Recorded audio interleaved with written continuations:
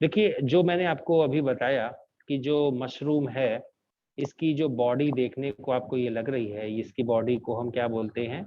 Fungus body बोलते हैं। अब इसमें अंदर जो अगर आप देखेंगे इंटरनल स्ट्रक्चर में, इसमें थ्रेड लाइक स्ट्रक्चर पाए जाते हैं जिसको हम हाइफी बुलाते हैं, हाइफी। और ये नेटवर्क जब बना लेगा तो उसे हम माइसीलियम कहते हैं। Network of hyphae is known as mycelium.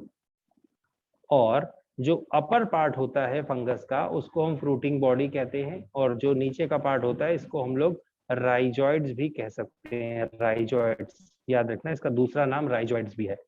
तो जनरली जो हमने समझा, एक मल्टी सेलुलर फंगस का टिपिकल डायग्राम हमने देखा, और इसके अंदर जो चीजें होती हैं हमने समझी इस बारे में।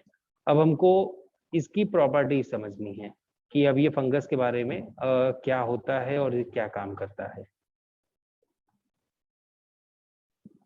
यहाँ पर जो अभी मैंने आपको बताया, ये बात आपकी मॉड्यूल में भी लिखी हुई है कि जो multi cellular form consist long, ये देखिएगा सेकंड लाइन पढ़िएगा, multi cellular long consist thread like structure called hyphae that grow close together.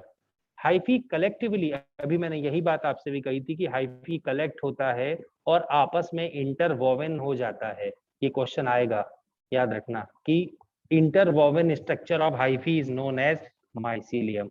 ये बात आप याद रखिएगा, इसको अंडरलाइन कर लीजिए। आप अपनी अपनी मॉड्यूल में अंडरलाइन कर लीजिए, हाइफी को अंडरलाइन कर लीजिए और माइसीलियम को अंडरलाइन कर लीजिए। ये बहुत ही इंपॉर्टेंट है।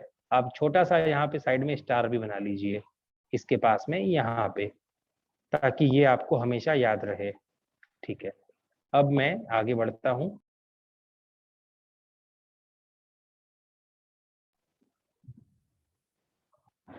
आपको जो मैंने यहाँ पर बताया कि फंगस का स्ट्रक्चर, आपको ये पूरा कंप्लीट पैराग्राफ यहाँ से लेके यहाँ तक लिखना ही लिखना है।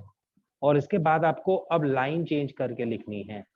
मतलब अब लाइन नंबर 1 डालेंगे आप और लाइन लिखेंगे ईस्ट, वो आएगा आपका ये वाली लाइन पूरी यहाँ से लेके यहाँ तक। उसके बाद सेकेंड लाइन आएगी मोल्ड, मोल्ड जाएगा आपका सेकेंड लाइन में।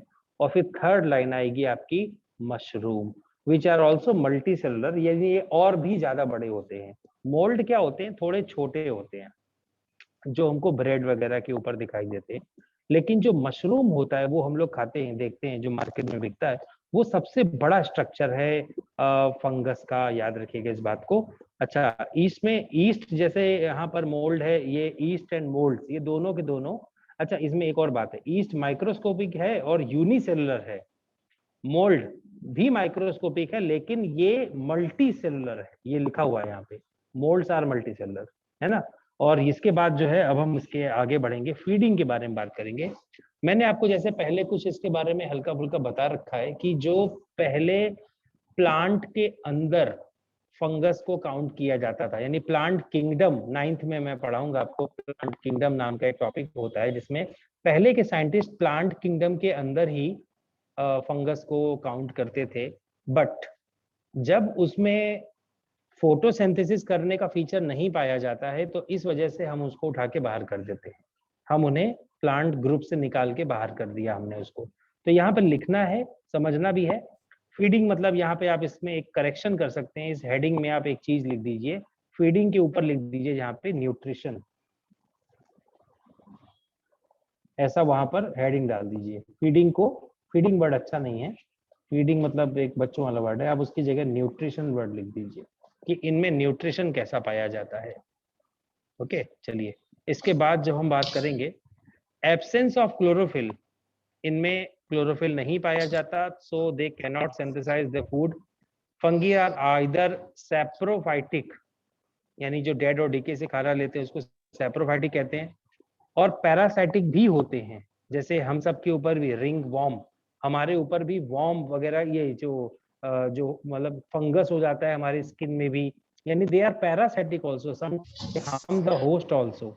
तो ये बात आप याद रखिएगा इस चीज को।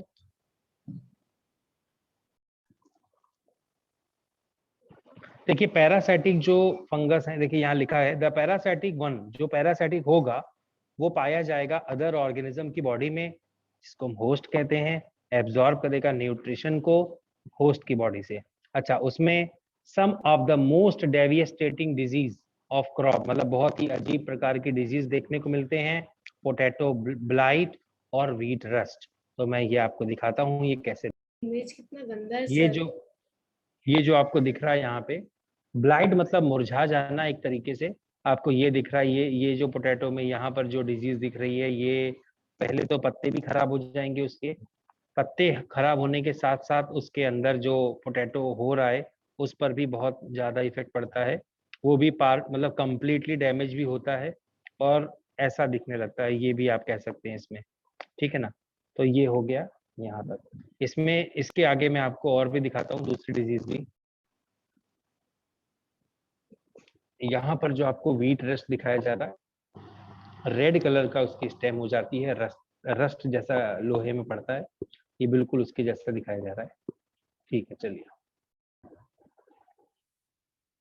देखो, यहाँ पर न्यूट्रिशन की बात की जा रही थी। यहाँ पर दो प्रकार के इसको रखा गया है। पहला, ये पूरा पैराग्राफ पैरासाइटिक के लिए है, यानी ये पूरा पैराग्राफ यहाँ से यहाँ तक पैरासाइटिक के लिए, जो कि होस्ट को नुकसान पहुंचाता है। ये आप अलग पैराग्राफ डाल के लिखेंगे, मतलब आप हेडिंग डालेंगे न्यूट्रिशन और उसके बाद सैप्रोफाइटिक और पैरासाइटिक, यहाँ तक तो लिखना है। उसके बाद लाइन चेंज कर देनी है, उसमें इस पूरी लाइन को लिखना है जो मैंने अंडरलाइन किया हुआ है, यहाँ सामने देख लीजिए आप लोग जो मैं अंडरलाइन कर रहा हूँ।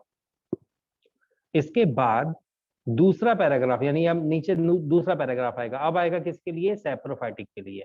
अब पैरासाइटिक की बात नहीं हो रही है। इसमें क्या होता है, ये डेड और डिके ऑर्गेनिज्म से फूड लेता है, यानी जो ऑर्गेनिज्म जो ऑर्गेनिक मैटर, यहाँ पे एक बात याद रखना है, यहाँ पे अगर यहाँ नहीं लिखा हो तो आप लिख दीजिएगा, the saprophytic derive their food from dead and decay. यहाँ बीच में मटेरियल के बीच में आप एरो लगा के लिख दीजिए ऑर्गेनिक मैटर, यहाँ पर ऊपर लिख दीजिए ऑर्गेनिक मैटर।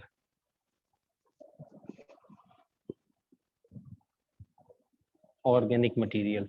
और इन चीजों को हम देखते भी हैं, अगर अपने आसपास जो है कुछ ऐसे प्लांट्स को मरा हुआ, जैसे हमने रोटी का कोई टुकड़ा या लकड़ी का कोई ब्लॉक डाल दिया अपने गार्डन में, तो कुछ दिनों बाद हमको ब्लॉक नहीं मिलता देखने को, कहाँ चला गया वो। या कोई ऐसा हम लोग बरीड कर देते हैं, कोई छोटा बर्ड का बच्चा मर गया या कुछ हो गया तो उसको हमने दबा दिया मिट्टी में, तो वो भी डिकम्पोज हो जाता है। तो डिकम्पोजर भी इनको हम कहते हैं। तो आप यहाँ पर एक काम करिए, इसके लास्ट में यहाँ पर जहां ये पैराग्राफ खत्म हो रहा है, जहां पर देयर लिखा है, उसके बाद हम ब्रैकेट में लिख देंगे so they are also called decomposer. लिखिए उसी के आगे, so they are also called decomposer.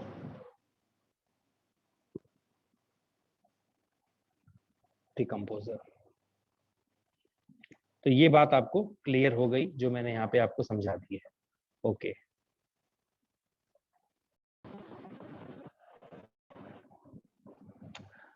Nutrition के बाद जो अगला टॉपिक है उसको बोलते हैं रिप्रोडक्शन। तो ये रिप्रोडक्शन कैसे करेंगे, यानी ये अपनी संख्या कैसे बढ़ाएंगे। तो इनमें बहुत ही सिंपल मेथड होता है, इसको बोलते हैं स्पोर फॉर्मेशन। अब मैं आपको इसके बारे में भी बताता हूँ। मैं थोड़ा लाइन पढ़ लेता हूँ, उसके बाद बात करता हूँ। Reproduction take place by both by sexual and asexual means. अब यहाँ पर मैं इसका इंट्रोडक्शन दे रहा हूँ, ज्यादा डिटेल में नहीं जाऊंगा, इंट्रोडक्शन लेवल तक रहेगा। सेक्सुअल में जब दो पेरेंट इन्वॉल्व होते हैं तो उसको सेक्सुअल कहते हैं, और जब असेक्सुअल यानी सिंगल बॉडी से ही नया ऑर्गेनिज्म बन जाए, that is known as asexual reproduction. अब असेक्सुअल रिप्रोडक्शन ही सबसे ज्यादा इनमें कॉमन पाया जाता है। उसमें कौन कौन से आएंगे, जैसे हमारा है बाइनरी फिजन, हमारा है बडिंग, हमारा है रीजनरेशन, फ्रेगमेंटेशन। तो इन मेथड्स के बारे में मैं आपको बताऊंगा, एक एक करके सबके बारे में बताऊंगा। और स्पोर फॉर्मेशन, यानी ये सबसे ज्यादा होता है इसमें। अच्छा, मैं कुछ और भी बता रहा हूँ आपको जो इसमें शायद नहीं दिया होगा, कि ये असेक्सुअल मेथड इस्तेमाल क्यों करते हैं। असेक्सुअल मेथड जल्दी हो जाता है, उसमें ऐसा कोई डिपेंडेंट नहीं होता है कि मेल फीमेल दोनों होने जरूरी हैं, और ये बहुत रैपिड होता है, मतलब जल्दी जल्दी हो जाता है। और इसमें जो मतलब ऑर्गेनिज्म बनते हैं वो फेवरेबल कंडीशन में बनते हैं, जब वाटर, एयर, टेम्परेचर वो सब क्या होगा, एकदम बढ़िया तरीके से रहेगा। Fungi produce a great number. अब ये मैं इसको और ज्यादा इसमें स्पोर फॉर्मेशन के बारे में इन्होंने ज्यादा जानकारी दी है, स्पोर फॉर्मेशन के बारे में। स्पोर फॉर्मेशन कहाँ होता है? स्पोरेंजियम नाम का एक स्ट्रक्चर होता है, मैं आपको दिखाऊंगा, वो भी डायग्राम भी दिखाऊंगा, पहले आप थोड़ा समझ लीजिए। Spore formation is very common method. Fungi produce a great number of tiny dust like cells called spore. These spores are released into the air, यानी वो हवा में फैल जाएंगे। और अच्छा, आपके घर में भी जैसे होता है, आपके मम्मी चावल को पीस कर रात में रख देती हैं उसका इडली बनाने के लिए सुबह, कि इसकी हम सुबह इडली बनाएंगे, तो वो क्या करते हैं, उसमें ईस्ट नहीं डालती हैं, लेकिन फिर भी वो अगले सुबह तक देखना वो फूल जाता है थोड़ा सा। कहाँ से आ गया उसमें ईस्ट? कहाँ से डाला? किसने डाला? मम्मी ने तो डाला नहीं, लेकिन कहाँ से आया? एयर में है वो, याद रखिएगा, एयर में है वो। अच्छा, एक और एग्जाम्पल बताता हूँ मैं आपको। जैसे आप कभी ट्रेन में जा रहे हैं और ट्रेन में आप खाना लेके जा रहे हैं अपने साथ में, घर से ही खाना लेके जा रहे हैं, और आपने क्या किया है, ट्रेन में जाने के बाद आपने वो डब्बा खोल दिया है खाने का, और उसमें से थोड़ा सा कुछ ऐसा, जैसे कोई सब्जी बना के ले गए हैं घर से, मम्मी लेके गई है, तो डब्बे में से सब्जी आपने एक चम्मच निकाल के खा ली है, और फिर वापस आपने वो डब्बा बंद कर दिया। एक दो डब्बे लेके गए सब्जी वाला, ध्यान रखना, एक डब्बे में से एक सब्जी चम्मच खा के आपने खा लिया, दूसरा डब्बा नहीं खोला आपने, ऐसा ही बंद रहा। तो आप 6 घंटे बाद आप अगर देखेंगे ना, तो जो पहला डब्बा था जिसको आपने खोल दिया था, एक चम्मच सब्जी खा ली थी निकाल के, वो सब्जी का चांस 99% है कि वो खराब हो जाएगी, और जो दूसरा वाला बॉक्स है आपने नहीं खोला है, वो अच्छा रहेगा। तो उसकी वजह क्या है? जब आप ओपन करते हैं किसी भी चीज को, यानी आप फूड आइटम्स को ओपन करते हैं, तो एयर के कांटेक्ट में जितने भी ईस्ट हैं या फंगस हैं, जो भी हैं, वो सब, बैक्टीरिया को भी मैं काउंट कर रहा हूँ, लेकिन एक बात है, एक एग्जांपल है इसलिए मैं बोल रहा हूँ, बैक्टीरिया और ईस्ट दोनों के दोनों उसमें घुस जाते हैं फूड के अंदर, और स्पॉइलेज ऑफ फूड हमने आपको बैक्टीरिया में भी पढ़ाया है, यहाँ पर भी वही चीज होने लगेगी। तो स्पोर, क्योंकि वो हवा में उनके उड़ रहे हैं और वो ग्रोथ करना चालू कर देंगे, और जैसे ही वो स्पोर हवा में फैलते हैं इनके अंदर, ये डिवाइड होना स्टार्ट हो जाते हैं, लगातार डिवाइड होते चले जाते हैं ये लोग। तो ये सुटेबल कंडीशन उनको जैसे ही मिलती है, यानी स्पोर्स वहां रिलीज जैसे एयर में होते हैं और सुटेबल प्लेस मिलता है, वो तुरंत ग्रोथ करना स्टार्ट कर देंगे। अच्छा, तो ये बात मैंने यहाँ तक आपको बताई। हाँ, ये रहा स्पोर्स का डायग्राम। ईस्ट का जो है बडिंग वाला मेथड यहाँ दिखाया जा रहा है। बडिंग में क्या होता है कि सबसे पहले यहाँ पर एक ऐसा एक सेल होती है, ध्यान से देखिएगा, ये एक सेल है, मैं इसी डायग्राम को यहाँ पे एक्सप्लेन कर रहा हूँ। अब इसमें होगा क्या कि ये बर्ड जो है ग्रोथ करेगा, और इसमें ये जो न्यूक्लियस है, ये जो सेंटर में जो दिखाया जा रहा है, ये न्यूक्लियस है, मैं एन बना रहा हूँ उसके लिए, न्यूक्लियस है। ये न्यूक्लियस क्या करेगा, यहाँ से साइड में आएगा, कॉर्नर में आ जाएगा, यहाँ पे कॉर्नर में आ गया न्यूक्लियस, यहाँ से चल के ये कॉर्नर में आ गया, और फिर क्या करेगा, ये अपने न्यूक्लियस को डिवाइड करेगा, यानी इसका जो न्यूक्लियस है, मैं इसको कलर चेंज कर देता हूँ न्यूक्लियस का, ये क्या करेगा, इलोंगेट होने लगेगा, इलोंगेट होगा ऐसे, ऐसे देखो ये दो में बदल गया, और इसके ऊपर तो वो है ही है, मतलब साइटोप्लाज्म, ये जो बाहर का सेल मेम्ब्रेन है, ये ऐसे इधर को बर्ड जैसा एक छोटा सा निकलने लगेगा।